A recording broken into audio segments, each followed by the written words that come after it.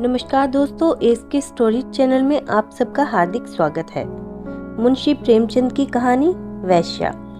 6 महीने बाद कलकत्ते से घर आने पर दया कृष्ण ने पहला काम जो किया वह अपने प्रिय मित्र सिंगार सिंह से मातमपुर से करने जाना था।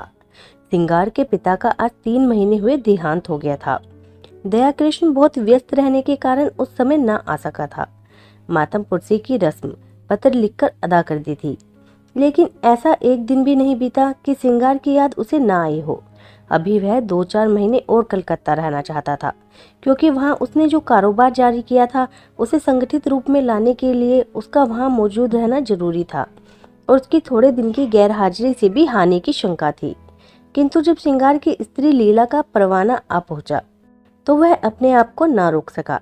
लीला ने साफ साफ तो कुछ न लिखा था, केवल उसे तुरंत बुलाया था, लेकिन दया कृष्ण को पत्र के शब्दों से कुछ ऐसा अनुमान हुआ कि वहां की परिस्थिति चिंताजनक है और इस अवसर पर उसका वहां पहुंचना जरूरी है।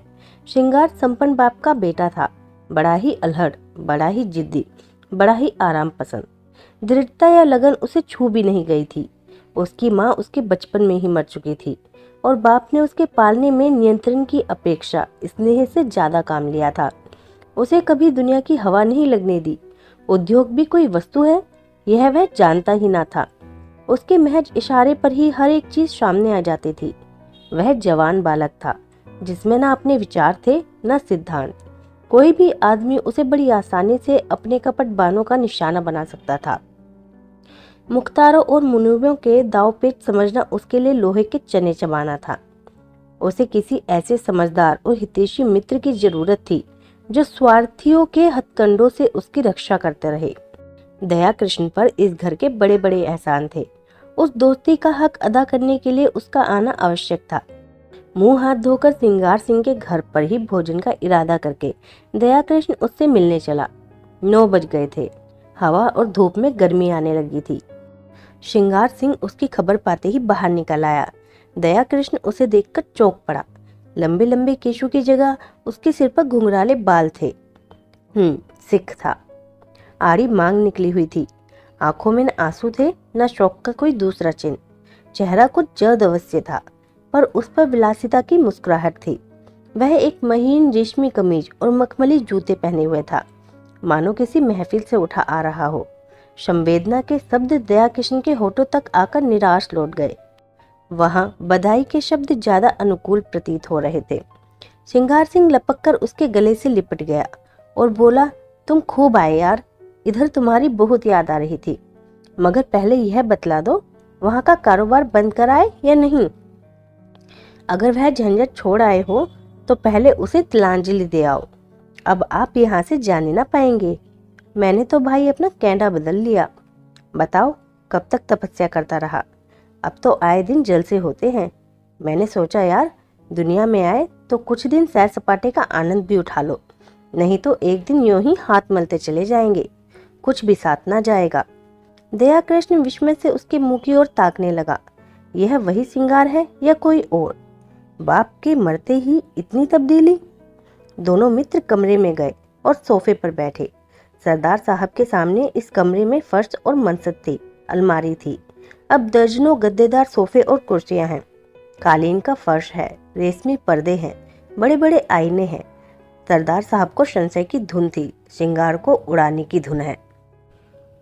सिंगार ने एक सिगार जलाकर कहा, तेरी बहुत याद आती थी यार, तेरी जान की कसम। दया कृष्ण ने शिकवा किया, क्यों झूठ बोलते हो भाई? महीनों गुजर जाते थे, एक खत लिखने की तो आपको फुर्सत न मिलती थी। मेरी याद आती थी। सिंगार ने अल्हड़पन से कहा, बस इसी बात पर मेरी सेहत का एक जाम पियो। अरे यार, इस जिंदगी में और क्या रखा है? हंसी खेल में जो वक्त कट जाए उसे गनीमत समझो। मैंने तो यह तपस्या त्याग दी। अब तो आए दिन जलसे होते हैं। कभी दोस्तों की दावत है, कभी दरिया की सैर, कभी गाना बजाना, कभी शराब के दौर। मैंने कहा, लाओ कुछ दिन वह बहार भी देख लूं। हसरत क्यों दिल में रह जाए? आदमी संसार में कुछ भोगने के लिए आता है, यही जिंदगी के मजे हैं। जिसने ये मजे नहीं चखे उसका जीना वृथा है। बस दोस्तों की मजलिस हो, बगल में माशूक हो और हाथ में प्याला हो, इसके सिवा मुझे और कुछ ना चाहिए। उसने अलमारी खोलकर एक बोतल निकाली और 2 गिलासों में शराब डालकर कहा, यह मेरी सेहत का जाम है, इनकार ना करना, मैं तुम्हारी सेहत का जाम पीता हूँ। दया कृष्ण को कभी शराब पीने का अवसर ना मिला था। वह इतना धर्मात्मा तो ना था कि शराब पीना पाप समझता। हाँ, उसे दुर्व्यसन समझता था। गंध ही से उसका जी मितलाने लगा। उसे भय हुआ कि वह शराब का चाहे मुंह में ले ले, उसे कंठ से नीचे नहीं उतार सकता। उसने प्याले को शिष्टाचार के तौर पर हाथ में ले लिया, फिर उसे ज्यों का त्यों मेज पर रखकर बोला, तुम जानते हो मैंने कभी नहीं पी, इस समय मुझे क्षमा करो। 10-5 दिन में यह फन भी सीख जाऊंगा, मगर यह तो बताओ, अपना कारोबार भी कुछ देखते हो या इसी में पड़े रहते हो? श्रृंगार ने और रुचि से मुंह बनाकर कहा, ओह क्या जिक्र तुमने छेड़ दिया यार। कारोबार के पीछे इस छोटी सी जिंदगी को तबाह नहीं कर सकता। ना कोई साथ लाया है, ना साथ ले जाएगा। पापा ने मर मर कर धन संचय किया, क्या हाथ लगा। 50 तक पहुंचते पहुंचते चल बसे। उनकी आत्मा अब भी संसार के सुखों के लिए तरस रही होगी। धान छोड़कर मरने से फाके मस्त रहना कहीं अच्छा है। धान की चिंता तो नहीं सताती, पर यह हाय हाय तो नहीं होती कि मेरे बाद क्या होगा। तुमने गिलास मेज पर रख दिया, जरा पियो, आंखें खुल जाएंगी, दिल हरा हो जाएगा। और लोग सोडा और बर्फ मिलाते हैं, मैं तो खालिस पीता हूँ। इच्छा हो तो तुम्हारे लिए बर्फ मंगाऊं? दया कृष्ण ने फिर क्षमा मांगी, मगर सिंगार गिलास पर गिलास पीता गया। उसकी आंखें लाल लाल निकल आईं, उल जलूल बकने लगा, खूब डींगे मारी, फिर बेसुरे राग में एक बाजारू गीत गाने लगा। अंत में उसी कुर्सी पर पड़ा पड़ा बेसुधा हो गया। सहसा पीछे का पर्दा हटा और लीला ने उसे इशारे से बुलाया। दया कृष्ण की धमनियों में शतगुण वेग से रक्त दौड़ने लगा। उसकी संकोच में भीरू प्रकृति, भीतर से जितनी रूपासक थी, बाहर से उतनी ही विरक्त। सुंदरियों के सम्मुख आकर वह स्वयं अवाक हो जाता था। उसके कोपोलों पर लज्जा की लाली दौड़ जाती थी और हाथें झुक जाती थी, लेकिन मन उनके चरणों पर लौटकर अपने आप को समर्पित कर देने के लिए विकल हो जाता था। मित्रगण उसे बूढ़े बाबा कहा करते थे। स्त्रियां उसे अरसिक समझकर उससे उदासीन रहती थी। किसी युवती के साथ लंका तक रेल में एकांत यात्रा करके भी वह उससे एक शब्द भी बोलने का साहस न करता। हाँ, यदि युवती स्वयं उसे छेड़ती तो वह अपने प्राण तक उसको भेंट कर देता। उसके इस संकोच में अवरुद्ध जीवन में लीला ही एक युवती थी, जिसने उसके मन को समझा था और उससे सवाक सहृदयता का व्यवहार किया था। तभी से दया कृष्ण के मन से उसका उपासक हो गया था। उसके अनुभव शून्य हृदय में लीला नारी जाति का सबसे सुंदर आदर्श थी। उसकी प्यासी आत्मा को शरबत या लेमनेड की उतनी इच्छा न थी जितना मीठे ठंडे पानी की। लीला के रूप में है, लावण्य है, सुकुमारता है, इन बातों की ओर उसका ध्यान ना था। उससे ज्यादा रूपवती, लावण्यमयी और सुकुमार युवतियां उसने पार्कों में देखी थी। लीला के सहृदयता है, विचार है, दया है, इन तत्वों की ओर उसका आकर्षण था। उसकी रसिकता में आत्मसमर्पण के सिवा कोई भाव न था। लीला के किसी आदेश का पालन करना उसकी सबसे बड़ी कामना थी। उसकी आत्मा की तृप्ति के लिए इतना काफी था। उसने कांपते हाथों से पर्दा उठाया और अंदर आकर खड़ा हो गया और विस्मय भरी आंखों से उसे देखने लगा। उसने लीला को यहाँ ना देखा होता तो पहचान भी न सकता। वह रूप, यौवन और विकास की देवी इस तरह मुरझा गई थी जैसे किसी ने उसके प्राणों को चूसकर निकाल लिया हो। करुण स्वर में बोला, यह तुम्हारा क्या हाल है लीला? बीमार हो क्या? मुझे सोचना तक न दी। लीला मुस्कुराकर बोली, तुमसे मतलब? मैं बीमार हूँ या अच्छी? तुम्हारी बला से। तुम तो अपने सैर सपाटे करते रहो। 6 महीने बाद जब आपकी याद आई है तो पूछते हो बीमार है। मैं उस रोग से ग्रस्त हूँ जो प्राण लेकर ही छोड़ता है। तुमने इन महाशय की हालत देखी? उनका यह रंग देखकर मेरे दिल पर क्या गुजरती है, यह क्या मैं अपने मुंह से कहूँ? तभी समझोगे। मैं अब इस घर में जबरदस्ती पड़ी हूँ और बेहयाई से जीती हूँ। किसी को मेरी चाह या चिंता नहीं है। पापा क्या मरे, मेरा सुहाग ही उठ गया। कुछ समझती हूँ तो बेवकूफ बनाई जाती हूँ। रात रात भर न जाने कहाँ गायब रहते हैं। जब देखो नशे में मस्त, हफ्तों घर में नहीं आते कि 2 बातें कर लो। अगर इनके यही ढंग रहे तो 1-2 साल में रोटियों के मोहताज हो जाएंगे।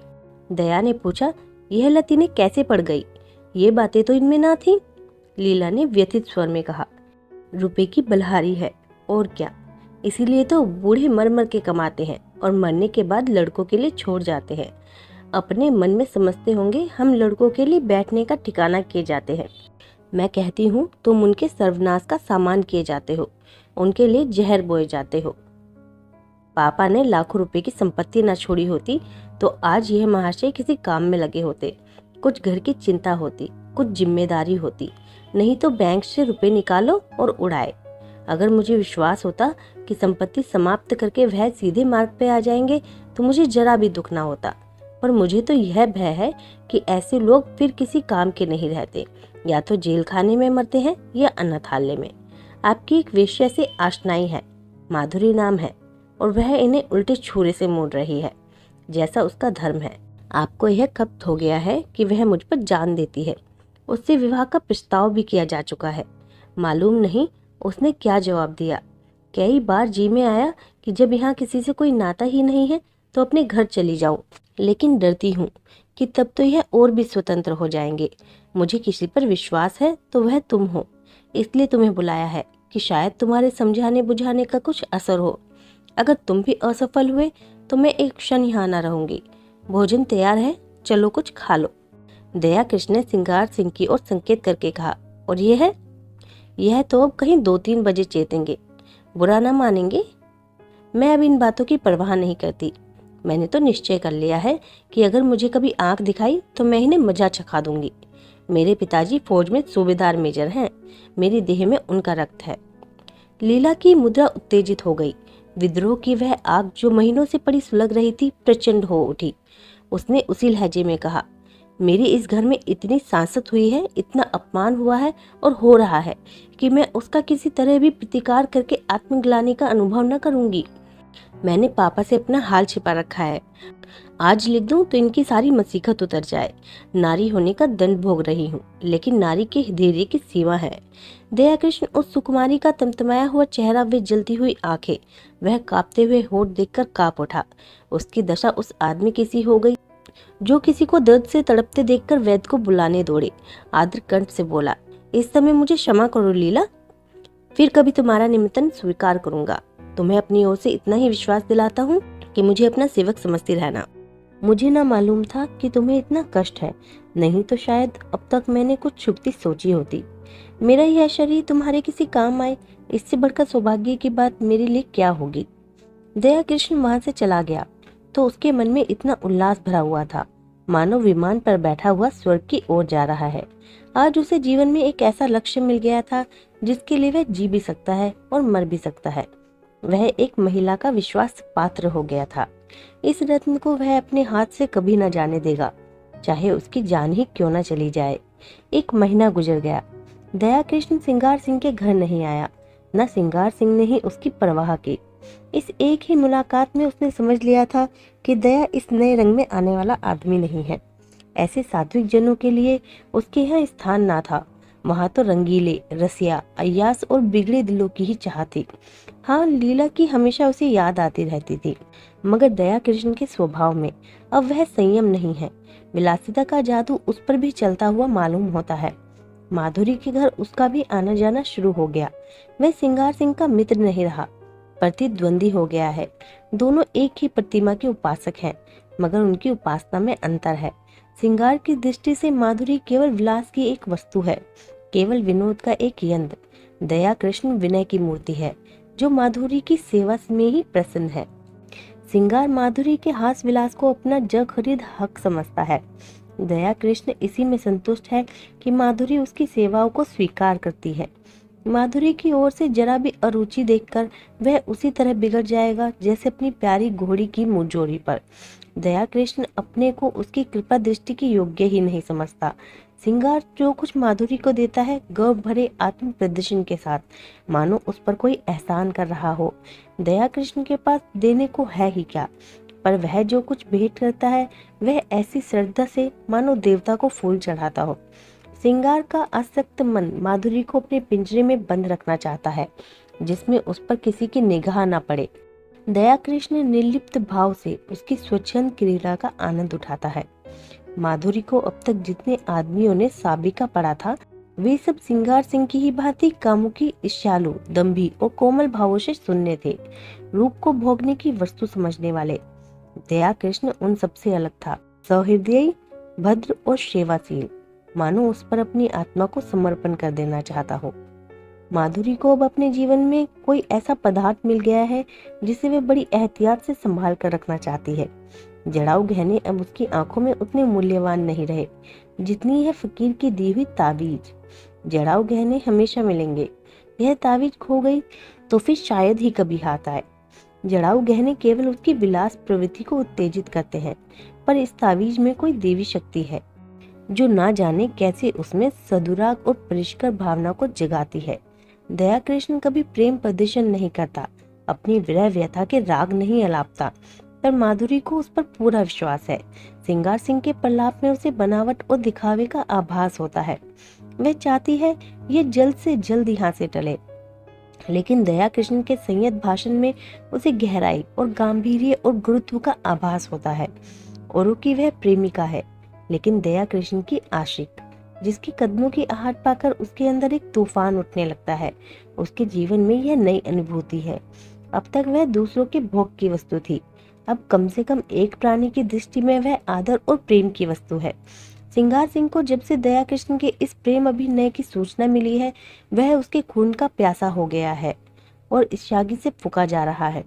उसने दया कृष्ण के पीछे कई सौहेदे लगा रखे हैं कि वे उसे जहां पाए उसका काम तमाम कर दे। वह खुद पिस्तौल लिए उसकी टोह में रहता है। दया कृष्ण इस खतरे को समझता है, जानता है। अपने नियत समय पर माधुरी के पास बिला नागा आ जाता है।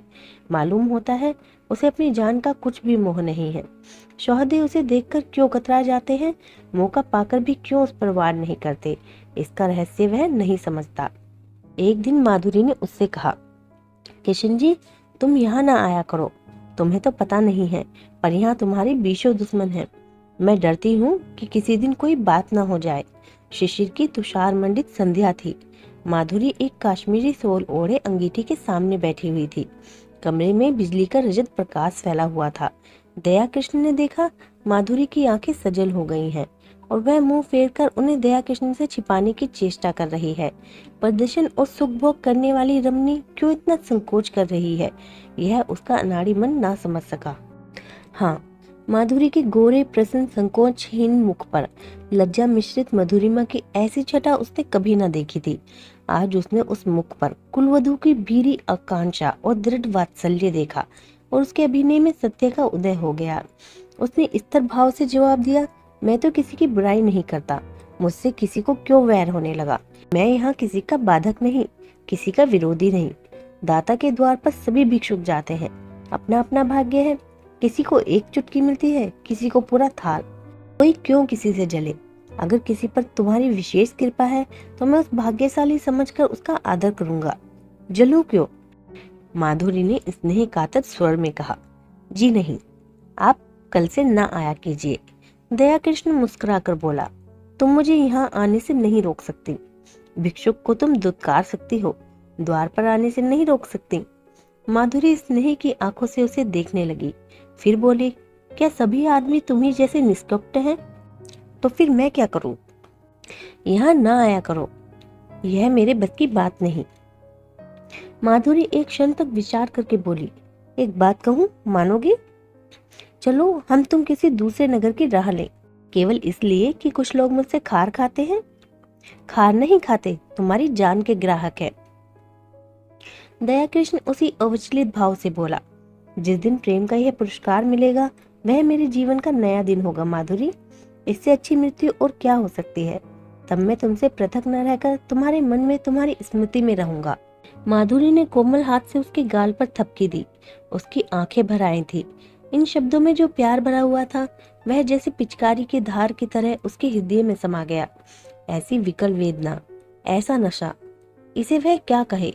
उसने करुण स्वर में कहा, ऐसी बातें ना किया करो कृष्ण, नहीं तो मैं सच कहती हूँ, एक दिन जहर खाकर तुम्हारे चरणों पर सो जाऊंगी। तुम्हारे इन शब्दों में ना जाने क्या जादू था कि मैं जैसे फूंक उठी। अब आप खुदा के लिए यहाँ ना आया कीजिए, नहीं तो देख लेना मैं एक दिन प्राण दे दूंगी। तुम क्या जानो हत्यारा सिंगार किस बुरी तरह तुम्हारे पीछे पड़ा हुआ है। मैं उसके सुहागों की खुशामद करते करते हार गई। कितना कहती हूँ, दया कृष्ण से मेरा कोई संबंध नहीं। उसके सामने तुम्हारी निंदा करती हूँ, कितना कोसती हूँ, लेकिन उस निर्दयी को मुझ पर विश्वास नहीं आता। तुम्हारे लिए मैंने इन गुंडों से कितनी मिन्नतें की हैं, उनके हाथ कितना अपमान सहा है, वह तुमसे ना कहना ही अच्छा है। जिनका मुंह देखना भी मैं अपनी शान के खिलाफ समझती हूँ, उनके पैरों पड़ी हूँ, लेकिन ये कुत्ते हड्डियों के टुकड़े पाकर और भी शेर हो जाते हैं। मैं अब उनसे तंग आ गई हूँ और तुमसे हाथ जोड़कर कहती हूँ कि यहाँ से किसी ऐसी जगह चले चलो जहाँ हमें कोई न जानता हो, वहाँ शांति के साथ पड़े रहे। मैं तुम्हारे साथ सब कुछ झेलने को तैयार हूँ। आज इसका निश्चय कराए बिना मैं तुम्हें ना जाने दूंगी। मैं जानती हूँ तुम्हें मुझ पर अब भी विश्वास नहीं है। तुम्हें संदेह है कि तुम्हारे साथ कपट करूंगी। दया कृष्ण ने टोका नहीं। माधुरी, तुम मेरे साथ अन्याय कर रही हो। मेरे मन में कभी ऐसा संदेह नहीं आया। पहले ही दिन मुझ में ना जाने क्यों कुछ ऐसा प्रतीत हुआ कि तुम अपनी और बहनों से पृथक हो। मैंने तुम्हें वह शील और संकोच देखा जो कुलवधुओं में होता है। माधुरी ने उसकी आंखों में आंखें गड़ाकर कहा, तुम झूठ बोलने की कला में इतने निपुण नहीं हो कृष्ण कि वैश्या को बुलावा दे सको। मैं न शीलवती हूँ, न संकोचवती हूँ, और न अपनी दूसरी बहनों से भिन्न हूँ। मैं वैश्या हूँ, उतनी ही कलुषित, उतनी ही क्लासांत, उतनी ही मायाविनी जितनी मेरी दूसरी बहनें, बल्कि उनसे कुछ ज्यादा। न तुम अन्य पुरुषों की तरह मेरे पास विनोद और वासना तृप्ति के लिए आए थे, नहीं महीनों आते रहने पर भी तुम यूं अलिप्त न रहते। तुमने कभी डींग नहीं मारी, मुझे धन का प्रलोभन नहीं दिया। मैंने भी तुमसे कभी धन की आशा नहीं की। तुमने अपनी वास्तविक स्थिति मुझसे कह दी, फिर भी मैंने तुम्हें एक नहीं अनेक ऐसे अवसर दिए कि कोई दूसरा आदमी उन्हें ना छोड़ता, लेकिन तुम्हें मैं अपने पंजे में ना ला सकी। तुम चाहे और जिस इरादे से आए हो, भोग की इच्छा से नहीं आए। अगर मैं तुम्हें इतना नीच, इतना हृदयहीन, इतना विलासांधा समझती तो इस तरह तुम्हारा नाज ना उठाती। फिर मैं भी तुम्हारे साथ मित्र भाव रखने लगी। समझ लिया मेरी परीक्षा हो रही है। जब तक इस परीक्षा में सफल ना हो जाऊं, तुम्हें नहीं पा सकती। तुम जितने सज्जन हो उतने ही कठोर हो। यह कहते हुए माधुरी ने दया कृष्ण का हाथ पकड़ लिया और अनुराग और समर्पण भरी चितवनों से उसे देखकर बोली, सच बताओ कृष्ण, तुम मुझ में क्या देखकर आकर्षित हुए थे? देखो, बहानेबाजी ना करना। तुम रूप पर मुग्ध होने वाले आदमी नहीं हो, मैं कसम खा सकती हूँ। दया कृष्ण ने संकट में पड़कर कहा, रूप इतनी तुच्छ वस्तु नहीं है माधुरी, वह मन का आईना है। यहाँ मुझसे रूपवान स्त्रियों की कमी नहीं है। यह तो अपनी अपनी निगाह है, मेरे पूर्व संस्कार रहे होंगे। माधुरी ने भवें सिकोड़कर कहा, तुम फिर झूठ बोल रहे हो, चेहरा कहे देता है। दया कृष्ण ने परास्त होकर पूछा, पूछकर क्या करोगी माधुरी? मैं डरता हूँ कहीं तुम मुझसे घृणा ना करने लगो। संभव है तुम मेरा जो रूप देख रही हो वह मेरा असली रूप ना हो। माधुरी का मुंह लटक गया। विरक्त सी होकर बोली, इसका खुले शब्दों में यह अर्थ है कि तुम्हें मुझ पर विश्वास नहीं। ठीक है, वैश्याओं पर विश्वास करना भी नहीं चाहिए। विद्वानों और महात्माओं का उपदेश कैसे ना मानोगे? नारी हृदय इस समस्या पर विजय पाने के लिए अपने अस्त्रों से काम लेने लगा। दया कृष्ण ने पहले हिम्मत में हिम्मत छोड़ बैठा। बोला, तुम तो नाराज हुई जाती हो माधुरी। मैंने तो केवल इस विचार से कहा था कि तुम मुझे धोखेबाज समझने लगोगी। तुम्हें शायद मालूम नहीं, सिंगार सिंह ने मुझ पर कितने एहसान किए हैं। मैं उन्हीं के टुकड़ों पर पला हूँ, इसमें रत्ती भर भी मुबालगा नहीं। वहां जाकर जब मैंने उसके रंग ढंग देखे और उनकी साध्वी स्त्री लीला को बहुत दुखी पाया, तो सोचते सोचते मुझे यही उपाय सूझा कि किसी तरह सिंगार सिंह को तुम्हारे पंजे से छुड़ाऊं। मेरे इस अभिमान का यही रहस्य है, लेकिन उन्हें छुड़ा तो न सका, खुद फंस गया। मेरे इस फरेब की जो सजा चाहो दो, सिर झुकाए हूँ। माधुरी का अभिमान टूट गया। जलकर बोली, तो यह कहिए कि आप लीला देवी के आशिक हैं। मुझे पहले से मालूम होता तो तुम्हें इस घर में घुसने ना देती। तुम तो एक छुपे रुस्तम निकले। वह तोते के पिंजे के पास जाकर उसे पुचकारने का बहाना करने लगी। मन में जो एक दाह उठ रही थी उसे कैसे शांत करे। दया कृष्ण ने तिरस्कार भरे स्वर में कहा, मैं लीला का आशिक नहीं हूँ माधुरी, उस देवी को कलंकित ना करो। मैं आज तुमसे शपथ खाकर कहता हूँ कि मैंने कभी उसे इस निगाह से नहीं देखा। उसके प्रति मेरा वही भाव था जो अपने किसी आत्मीय को दुख में देखकर हर एक मनुष्य के मन में आता है। किसी से प्रेम करना तो पाप नहीं है। तुम व्यर्थ में अपनी और लीला की सफाई दे रहे हो। मैं नहीं चाहता कि लीला पर किसी तरह का आक्षेप किया जाए। अच्छा साहब, लीजिए, लीला का नाम ना लूंगी। मैंने मान लिया वह सती है, साध्वी है, और केवल उसकी आज्ञा से। दया कृष्ण ने बात काटी। उसकी कोई आज्ञा नहीं थी। ओहो, तुम तो जबान पकड़ते हो कृष्ण। क्षमा करो, उनकी आज्ञा से नहीं, तुम अपनी इच्छा से आए। अब तो राजी हुए। अब यह बताओ, आगे तुम्हारे क्या इरादे हैं? मैं तो वचन दे दूंगी, मगर अपने संस्कारों को नहीं बदल सकती। मेरा मन दुर्बल है। मेरा सतीत्व कब का नष्ट हो चुका है। अन्य मूल्यवान पदार्थों की तरह रूप और यौवन की रक्षा भी बलवान हाथों से हो सकती है। मैं तुमसे पूछती हूँ, तुम मुझे अपनी शरण में लेने पर तैयार हो? तुम्हारा आश्रय पाकर, तुम्हारे प्रेम की शक्ति से मुझे विश्वास है मैं जीवन के सारे प्रलोभनों का सामना कर सकती हूँ। मैं इस सोने के महल को ठुकरा दूंगी, लेकिन इसके बदले मुझे किसी हरे वृक्ष की छांव तो मिलनी चाहिए। वह छांव तुम दोगे? अगर नहीं दे सकते तो मुझे छोड़ दो। मैं अपने हाल में मग्न हूँ। मैं वादा करती हूँ, सिंगार सिंह से मैं कोई संबंध न रखूंगी। वह मुझे घेरेगा, रोएगा, संभव है गुंडों से मेरा अपमान कराए, आतंक दिखाए, लेकिन मैं सब कुछ झेल लूंगी तुम्हारी खातिर से। आगे और कुछ ना कहकर तृष्णा भरे लेकिन उसके साथ ही निरपेक्ष नेत्रों से दया कृष्ण की ओर देखने लगी, जैसे दुकानदार ग्राहक को बुलाता तो है, पर साथ ही यह भी दिखाना चाहता है कि उसे उसकी परवाह नहीं है। दया कृष्ण क्या जवाब दे? संघर्ष में संसार में वह अभी केवल एक कदम टिका पाया है। इधर वह उंगुल भर जगह भी उससे छिन गई है। शायद जोर मारकर वह फिर वही स्थान पा जाए, लेकिन वहां बैठने की जगह नहीं, और एक प्राणी को लेकर तो वह खड़ा भी नहीं रह सकता। अगर मान लिया जाए कि अदम्य उद्योग से दोनों के लिए स्थान निकाल लेगा, तो आत्मसम्मान को कहाँ ले जाए? संसार क्या कहेगा? लीला क्या फिर उसका मुंह देखना चाहेगी? सिंगार से वह फिर आंखें मिला सकेगी? यह भी छोड़ो। लीला अगर उसे पति समझती है, समझे। सिंगार अगर उसे जलता है तो जले, उसे इसकी परवाह नहीं। लेकिन अपने मन का क्या करे? विश्वास उसके अंदर आके जाल में फंसे पक्षी की भांति फड़फड़ाकर निकल भागता है। कोलिना अपने साथ विश्वास का वरदान लिए आती है।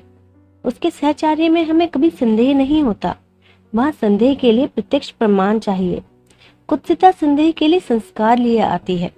वहां विश्वास के लिए प्रत्यक्ष अत्यंत अप्रत्यक्ष प्रमाण की जरूरत है। उसने नम्रता से कहा, तुम जानती हो मेरी क्या हालत है? हाँ, खूब जानती हूँ। और उस हालत में तुम प्रसन्न रह सकोगी? तुम ऐसा प्रश्न क्यों करते हो कृष्ण? मुझे दुख होता है। तुम्हारे मन में जो संदेह है वह मैं जानती हूँ, समझती हूँ। मुझे भ्रम हुआ था कि तुमने भी मुझे जान लिया है, समझ लिया है। अब मालूम हुआ मैं धोखे में थी। वह उठकर वहां से जाने लगी। दया कृष्ण ने उसका हाथ पकड़ लिया और प्रार्थी भाव से बोला, तुम मेरे साथ अन्याय कर रही हो माधुरी। मैं सत्य कहता हूँ, ऐसी कोई बात नहीं है। माधुरी ने खड़े खड़े विरक्त मन से कहा, तुम झूठ बोल रहे हो, बिल्कुल झूठ। तुम अब भी मन से यह स्वीकार नहीं कर रहे हो कि कोई स्त्री स्वेच्छा रूप से व्यवसाय नहीं करती।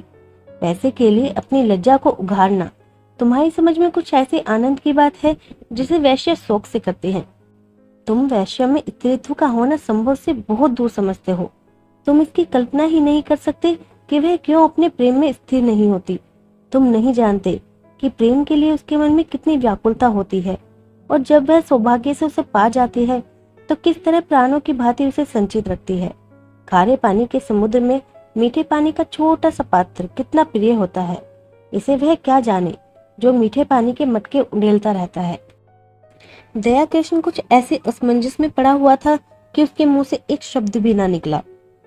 उसके मन में जो शंका चिंगारी की भांति छिपी हुई है, वह बाहर निकलकर कितनी भयंकर ज्वाला उत्पन्न कर देगी। उसने कपट का जो अभिनय किया था, प्रेम का जो स्वांग रचा था, उसकी ग्लानि उसे और भी व्यथित कर रही थी। सहसा माधुरी ने निष्ठुरता से पूछा, तुम यहाँ क्यों बैठे हो? दया कृष्ण ने अपमान को पीकर कहा, मुझे सोचने के लिए कुछ समय दो माधुरी। क्या सोचने के लिए? अपना कर्तव्य। मैंने अपना कर्तव्य सोचने के लिए तो तुमसे समय नहीं मांगा। अगर तुम मेरे उद्धार की बात सोच रहे हो तो उसे दिल से निकाल डालो। मैं भ्रष्टा हूँ और तुम साधुता के पुतले हो। जब तक यह भाव तुम्हारे अंदर रहेगा, मैं तुमसे उसी तरह बात करूंगी जैसे औरों के साथ करती हूँ। अगर भ्रष्ट हूँ तो जो लोग यहाँ अपना मुंह काला करने आते हैं वे कुछ कम भ्रष्ट नहीं हैं। तुम जो एक मित्र की स्त्री पर दांत लगाए हुए हो, तुम जो एक सरल अबला के साथ झूठे प्रेम का स्वांग करते हो, तुम्हारे हाथों अगर मुझे स्वर्ग भी मिलता हो तो उसे ठुकरा दो। दया कृष्ण ने आंखें लाल करके कहा, तुमने फिर वही आक्षेप किया। माधुरी तिलमिला उठी। उसकी रही सही मृदुता भी ईर्ष्या के उमड़ते हुए प्रवाह में समा गई। लीला पर आक्षेप भी असहाय है, इसलिए कि वह कुलवधू है। मैं वैश्य हूँ, इसलिए मेरे प्रेम पर उपकार भी स्वीकार नहीं किया जा सकता। उसने अविचलित भाव से कहा, आक्षेप नहीं कर रही हूँ, सच्ची बात कह रही हूँ। तुम्हारे डर से बिल खोदने जा रही हूँ। तुम स्वीकार करो या ना करो, तुम लीला पर मरते हो। तुम्हारी लीला तुम्हें मुबारक रहे। मैं अपने सिंगार सिंह में ही प्रसन्न हूँ। उद्धार की लालसा अब नहीं रही। पहले जाकर अपना उद्धार करो। अब से खबरदार, कभी भूल कर भी यहाँ नहीं आना, नहीं तो पछताओगे। तुम जैसे रंगे हुए पतितों का उद्धार नहीं करते। उद्धार वही कर सकते हैं जो उद्धार के अभिमान को हृदय में आने ही नहीं देते। जहाँ प्रेम है वहाँ किसी तरह का भेद नहीं रह सकता। यह कहने के साथ ही वह उठकर बराबर वाले दूसरे कमरे में चली गई और अंदर से द्वार बंद कर लिया। दया कृष्ण वहाँ देर तक मरमाहट सा रहा, फिर धीरे धीरे नीचे उतर गया, मानो देह में प्राण ना हो। 2 दिन दया कृष्ण घर से ना निकला। माधुरी ने उसके साथ जो व्यवहार किया इसकी उसे आशा ना थी। माधुरी को उससे प्रेम था, इसका उसे विश्वास था, लेकिन जो प्रेम इतना असहिष्णु हो, जो दूसरे के मनोभावों को जरा भी विचार न करे, जो मिथ्या कलंक आरोपण करने से भी संकोच न करे, वह उन्माद हो सकता है, प्रेम नहीं। उसने बहुत अच्छा किया कि माधुरी के कपट जाल में ना फंसा, नहीं तो उसकी ना जाने क्या दुर्गति होती। पर दूसरे क्षण उसके भाव बदल जाते और माधुरी के प्रति उसका मन कोमलता से भर जाता। अब वह अपनी अनुदारता पर, अपनी संकीर्णता पर पछताता। उसे माधुरी पर संदेह करने का कोई कारण ना था। ऐसी दशा में ईर्ष्या स्वाभाविक है, और वह ईर्ष्या ही क्या जिसमें डंक ना हो, विष ना हो। माना समाज उसकी निंदा करता। यह भी मान लिया कि माधुरी सती भारिया ना होती, कम से कम सिंगार सिंह तो उसके पंजे से निकल जाता। दया कृष्ण के सिर से ऋण का भार तो कुछ हल्का हो जाता। लीला का जीवन तो सुखी हो जाता। सहसा किसी ने द्वार खटखटाया। उसने द्वार खोला तो सिंगार सिंह सामने खड़ा था, बाल बिखरे हुए, कुछ अस्त व्यस्त। दया कृष्ण ने हाथ मिलाते हुए पूछा, क्या पाँव पाँव ही आ रहे हो? मुझे क्यों न बुला लिया? सिंगार ने उसे चुपती हुई आंखों से देखकर कहा, मैं तुमसे यह पूछने आया हूँ कि माधुरी कहाँ है? अवश्य तुम्हारे घर में होगी। क्यों? अपने घर पर होगी, मुझे क्या खबर? मेरे घर क्यों आने लगी? इन बहानों से काम न चलेगा, समझ गए? मैं कहता हूँ मैं तुम्हारा खून पी जाऊंगा, वरना ठीक ठीक बता दो वह कहाँ गई। मैं बिल्कुल कुछ नहीं जानता, तुम्हें विश्वास दिलाता हूँ। मैं तो 2 दिन से घर से निकला ही नहीं। रात को मैं उसके पास था, सवेरे मुझे उसका यह पत्र मिला। मैं उसी वक्त दौड़ा हुआ उसके घर गया। वहां उसका पता ना था। नौकरों से इतना मालूम हुआ, तांगे पर बैठकर कहीं गई है। कहाँ गई है यह कोई बता ना सका। मुझे शक हुआ यहाँ आई होगी। जब तक तुम्हारे घर की तलाशी ना ले लूंगा मुझे चैन ना आएगी। उसने मकान का एक एक कोना देखा, तख्त के नीचे, अलमारी के पीछे। तब निराश होकर बोला, बड़ी बेवफा और मक्कार औरत है, जरा इस खत को पढ़ो। दोनों फर्श पर बैठ गए। दया कृष्ण ने पत्र लेकर पढ़ना शुरू किया। सरदार साहब, मैं आज कुछ दिनों के लिए यहाँ से जा रही हूँ। कब लौटूंगी कुछ नहीं जानती। कहाँ जा रही हूँ यह भी नहीं जानती। जा इसलिए रही हूँ कि इस बेशर्मी और बेहयाई की जिंदगी से मुझे घृणा हो रही है, और घृणा हो रही है उन लंपटों से जिनके कुत्सित विलास का मैं खिलौना थी और जिनमें तुम मुख्य हो। तुम महीनों से मुझ पर सोने और रेशम की वर्षा कर रहे हो, मगर मैं तुमसे पूछती हूँ, उससे लाख गुने सोने और 10 लाख गुने रेशम पर भी तुम अपनी बहन या स्त्री को इस रूप में बाजार में बैठने दोगे? कभी नहीं। उन देवियों में कोई ऐसी वस्तु है जिसे तुम संसार भर की दौलत से भी मूल्यवान समझते हो? लेकिन जब तुम शराब के नशे में चूर अपने एक एक अंग में काम का उन्माद भरे आते हो, तो तुम्हें कभी ध्यान आता था कि तुम उसी अमूल्य वस्तु को किस निर्दयता के साथ पैरों से कुचल रहे हो? कभी ध्यान आता था कि अपनी कुल देवियों को इस अवस्था में देखकर तुम्हें कितना दुख होता? कभी नहीं। यह उन गीदड़ों और गिद्धों की मनोवृत्ति है जो किसी लाश को देखकर चारों ओर से जमा हो जाते हैं, उसे नोच नोच कर खाते हैं। यह समझ रखो, नारी अपना बस रहते हुए कभी पैसों के लिए अपने को समर्पित नहीं करती। यदि वह ऐसा कर रही है तो समझ लो कि उसके लिए कोई और आश्रय या कोई और आधार नहीं है। और पुरुष इतना निर्लज है कि उसकी दुरवस्था से अपनी वासना तृप्त करता है।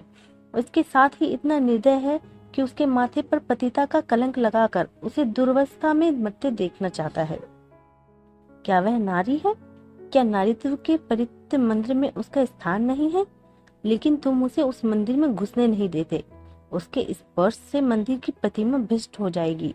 खैर, पुरुष समाज जितना अत्याचार कर ले, हम असहाय हैं, आत्माभिमान को भूल बैठी हैं। लेकिन सहसा सिंगार सिंह ने उसके हाथ से वह पत्र छीन लिया और जेब में रखते हुए बोला, क्या बड़ी गौर से पढ़ रहे हो? कोई नई बात नहीं, सब कुछ वही है जो तुमने सिखाया है। यही करने तो तुम उसके यहाँ जाते थे। मैं कहता हूँ, तुम्हें मुझसे इतनी जलन क्यों हो गई? मैंने तो तुम्हारे साथ कोई बुराई ना की थी। इस साल भर में मैंने माधुरी पे 10,000 से कम न फूके होंगे। घर में जो कुछ मूल्यवान था मैंने उसके चरणों पर चढ़ा दिया, और आज उसे साहस हो रहा है कि वह हमारी कुल देवियों की बराबरी करे। यह सब तुम्हारा प्रसाद है। 70 चूहे खा के बिल्ली हज को चली। कितनी बेवफा जात है, ऐसों को तो गोली मार दे। जिस पर सारा धन लुटा दिया, जिसके पीछे सारे शहर में बदनाम हुआ, आज वह मुझे उपदेश करने चली है। जरूर इसमें कोई ना कोई रहस्य है, कोई नया शिकार फंसा होगा। मगर मुझसे भागकर जाएगी कहाँ? ढूंढना निकालूं तो नाम नहीं। कमबख्त कैसी प्रेम भरी बातें करती थी कि मुझ पर घड़ों नशा चढ़ जाता था। बस कोई नया शिकार फंस गया, यह बात ना हो मूछ मुंह डालूं। दया किशन उसके सफाचित चेहरे की ओर देखकर मुस्कुराया। तुम्हारी मूछें तो पहले ही मुड़ चुकी हैं। इस हल्के से विनोद ने जैसे सिंगार सिंह के घाव पर मरहम रख दिया। वह बेसरो सामान घर, वह फटा फर्श, वे टूटी फूटी चीजें देखकर उसे दया कृष्ण पर दया आ गई। चोट की तिलमिलाहट में वह जवाब देने के लिए ईंट पत्थर ढूंढ रहा था, पर अब चोट ठंडी पड़ गई थी और दर्द घनीभूत हो रहा था। दर्द के साथ साथ शौहार्द भी जाग रहा था। अब आग ही ठंडी हो गई तो धुआं कहाँ से आता? उसने पूछा, सच कहना, तुमसे भी कभी प्रेम की बातें करती थी? दया कृष्ण ने मुस्कुराते हुए कहा, मुझसे? मैं तो खाली उसकी सूरत देखने जाता था। सूरत देखकर दिल पर काबू तो नहीं रहता। यह तो अपनी अपनी रुचि है मोहिनी। देखते ही कलेजे पर छुरी चल जाती है। मेरे कलेजे पर तो कभी छुरी नहीं चली। यह इच्छा होती थी कि इसके पैरों में गिर पड़ो। इसी शायरी ने तो अनर्थ किया। तुम जैसे बुद्धुओं को किसी देहाती से शादी करके रहना चाहिए। चले थे वेश्या से प्रेम करने। एक क्षण के बाद उसने फिर कहा, मगर है बेवफा, मक्कार। तुमने उससे वफा की आशा की। मुझे तो यही अफसोस है, तुमने वह दिल ही नहीं पाया। तुमसे क्या कहूँ? 1 मिनट के बाद उसने सहृदय भाव से कहा, अपने पत्र में उसने बातें तो सच्ची लिखी हैं, चाहे कोई माने या ना माने। सौंदर्य को बाजारू चीज समझना कुछ बहुत अच्छी बात नहीं है। दया कृष्ण ने पुचारा दिया, जब स्त्री अपना रूप बेचती है तो उसके खरीदार भी निकल आते हैं। फिर यहाँ तो कितनी ही जातियां हैं जिनका यही पेशा है। यह पेशा चला कैसे? स्त्रियों की दुर्बलता से नहीं, मैं समझता हूँ बिस्मिल्लाह पुरुषों ने की होगी। इसके बाद एकाएक जेब से घड़ी निकालकर देखता हुआ बोला, ओहो 2 बज गए और अभी मैं यहीं बैठा हूँ। आज शाम को मेरे यहाँ खाना खाना। जरा इस विषय पर बात होंगी। अभी तो उसे ढूंढ निकालना है। वह है कहीं इसी शहर में। घर वालों से भी कुछ नहीं कहा। बुढ़िया नायका सर पीट रही थी। उस्ताद जी अपनी तकदीर को रो रहे थे, ना जाने कहाँ जाकर छिप रही। उसने उठकर दया कृष्ण से हाथ मिलाया और चला। दया कृष्ण ने पूछा, मेरी तरफ से तो तुम्हारा दिल साफ हो गया? सिंगार ने पीछे फिरकर कहा, हुआ भी और नहीं भी हुआ, और बाहर निकल गया। 7-8 दिन तक सिंगार सिंह ने सारा शहर छाना, पुलिस में रिपोर्ट की, समाचार पत्रों में नोटिस छपाई, अपने आदमी दौड़ाए, लेकिन माधुरी का कहीं कुछ भी सुराग न मिला। कि फिर महफिल गर्म होती। मित्र वृंद सुबह शाम हाजिरी देने आते और अपना सब मूल्य लेकर लौट जाते। सिंगार के पास उनके साथ गपशप करने का समय ना था। गर्मी के दिन सजा हुआ कमरा भट्टी बना हुआ था। खस की टट्टियां भी थी, पंखा भी, लेकिन गर्मी जैसे किसी के समझाने बुझाने की परवाह नहीं करना चाहती। अपने दिल का बुखार निकाल कर ही रहेगी। सिंगार सिंह अपने भीतर वाले कमरे में बैठा हुआ पैक पर पैक चढ़ा रहा था, पर अंदर की आग न शांत होती थी। इस आग ने ऊपर की घास फूस को जलाकर भस्म कर दिया था। और अब अंत स्थल की जड़ विरक्ति और अचल विचार को द्रवित करके बड़े वेग से उसके ऊपर फेंक रही थी। माधुरी की बेवफाई ने उसके आमोदी हृदय को इतना आहत कर दिया था कि अब अपने जीवन ही बेकार सा मालूम होता था। माधुरी उसके जीवन में सबसे सत्य वस्तु थी, सत्य भी और सुंदर भी। उसके जीवन की सारी रेखाएं इसी बिंदु पर आकर जमा हो जाती थी। वह बिंदु एकाएक पानी के बुलबुले की भांति मिट गया। अब वे सारी रेखाएं, वे सारी भावनाएं, वे सारी मृदु स्मृतियां उन झल्लाई हुई मधुमक्खियों की तरह भनभनाती फिरती थी, जिनका छत्ता जला दिया गया हो। जब माधुरी ने कपट व्यवहार किया तो किससे कोई आशा की जाए। इस जीवन में ही क्या है, आम में रस ही न रहा तो गुठली किस काम की। लीला कई दिनों से महफिल में सन्नाटा देखकर चकित हो रही थी। उसने कई महीनों से घर में किसी विषय में बोलना छोड़ दिया था। बाहर से जो आदेश मिलता था उसे बिना कुछ कहे सुने पूरा करना ही उसके जीवन का क्रम था। वीतराग सी हो गई थी, ना किसी शौक से वास्ता था न श्रृंगार से। मगर कई दिन के सन्नाटे ने उसके उदास मन को भी चिंतित कर दिया।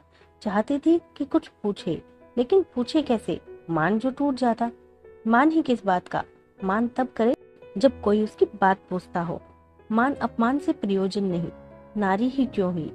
उसने धीरे धीरे कमरे का पर्दा हटाकर अंदर झांका। देखा, सिंगार सिंह सोफे पर चुपचाप लेटा हुआ है, जैसे कोई पक्षी सांझ के सन्नाटे में परों में मुंह छिपाए बैठा हो। समीप आकर बोली, मेरे मुंह पर ताला डाल दिया गया है, लेकिन क्या करूं, बिना बोले रहा नहीं जाता। कई दिन से सरकार की महफिल में सन्नाटा क्यों है? तबीयत तो अच्छी है। सिंगार ने उसकी ओर आंखें उठाई, उनमें व्यथा भरी हुई थी। कहा, तुम अपने मैके क्यों नहीं चली जाती लीला? आपकी जो आज्ञा। पर यह तो मेरे प्रश्न का उत्तर ना हुआ। वह कोई बात नहीं, मैं बिल्कुल अच्छा हूँ। ऐसे बेहयाओं को मौत भी नहीं आती। अब इस जीवन से जी भर गया। कुछ दिन के लिए बाहर जाना चाहता हूँ। तुम अपने घर चली जाओ तो मैं निश्चिंत हो जाऊं। भला आपको मेरी इतनी चिंता तो है? अपने साथ जो कुछ ले जाना चाहती हो ले जाओ। मैंने इस घर की चीजों को अपना समझना छोड़ दिया है। मैं नाराज होकर नहीं कह रहा हूँ। लीला ना जाने कब लौटूं। तुम यहाँ अकेले कैसे रहोगी? कई महीने के बाद लीला ने पति की आंखों में स्नेह की झलक देखी। मेरा विवाह तो इस घर की संपत्ति से नहीं हुआ है, तुमसे हुआ है। जहाँ तुम रहोगे वहीं मैं भी रहूंगी। मेरे साथ तो अब तक तुम्हें रोना ही पड़ा। लीला ने देखा सिंगार की आंखों में आंसू की एक बूंद लीले आकाश में चंद्रमा की तरह गिरने गिरने को हो रही थी। उसका मन भी पुलकित हो उठा। महीनों की शुद्धाग्नि में जलने के बाद अन्न का एक दाना पाकर वह उसे कैसे ठुकरा दे। पेट नहीं भरेगा, कुछ भी नहीं होगा, लेकिन उस दाने को ठुकराना क्या उसके बस की बात थी? उसने बिल्कुल पास आकर कहा, अपने आंचल को उसके समीप ले जाकर कहा, मैं तो तुम्हारी हो गई। हंसाओगे हंसूंगी, रुलाओगे रोऊंगी, रखोगे तो रहूंगी, निकालोगे तो भी रहूंगी। मेरा घर तुम हो, धर्म तुम हो। अच्छी हूँ तो तुम्हारी हूँ, बुरी हूँ तो तुम्हारी हूँ। और दूसरे ही क्षण सिंगार के विशाल सीने पर उसका सिर रखा हुआ था और उसके हाथ थे लीला की कमर में। दोनों के मुख पर हर्ष की लाली थी, आंखों में हर्ष के आंसू और मन में एक ऐसा तूफान जो उन्हें ना जाने कहाँ उड़ा ले जाएगा। एक क्षण के बाद सिंगार ने कहा, तुमने कुछ सुना? माधुरी भाग गई और पगला दया कृष्ण उसकी खोज में निकला। लीला को विश्वास न आया। दया कृष्ण? हाँ जी, जिस दिन वह भागी है उसके दूसरे दिन ही वह भी चल दिया। वह तो ऐसा नहीं है। और माधुरी क्यों भागी? दोनों में प्रेम हो गया था।